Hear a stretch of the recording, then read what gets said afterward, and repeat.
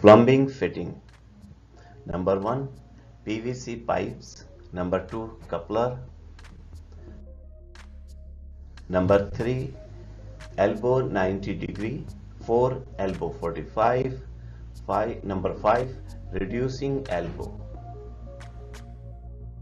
Number 6, equal T.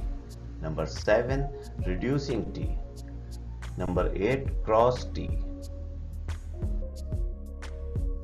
Number 9, reducer. Number 10, bushing reducer. Number 11, reducing bush. Number 12, union. Number 13, end cap, plain. Number 14, end plug, threaded.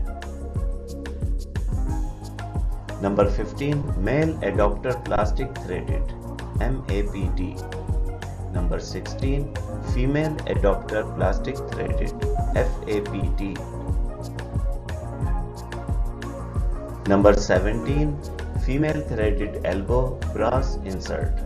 Number 18, male threaded elbow brass insert. Number 19, male adapter brass threaded MAP. नमस्कार साथीहरु, आजको यस भिडियोमा हामीले कुरा गर्न गइरहेका छौं CPVC pipe फिटिङ्सको बारेमा। तपाई एउटा प्लम्बरको काम गर्नुहुन्छ भने चाहिँ तपाईलाई यो भिडियो एकदमै हेल्पफुल रहनेछ।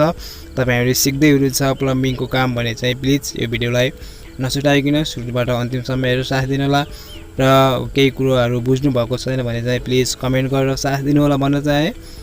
र साथीहरु, तपाईलाई भिडियोलाई स्टार्ट गर्न भन्दा अगाडि चाहिँ एउटा रिक्वेस्ट गर्न चाहे, हाम्रो च्यानलमा नयाँ हुनुहुन्छ भने चाहिँ प्लिज च्यानल सब्स्क्राइब गरेर छेउमा रहेको बेल आइकन थिची अल भन्ने आइकनलाई प्रेस गरिदिनु होला भन्न चाहे। त साथीहरु, त्यसपछि हाम्रो पहिलो टपिक हुनेछ पाइप जोइनिङ कसरी गर्ने, जोइनिङ मेथडको बारेमा कुरा हुनेछ हाम्रो।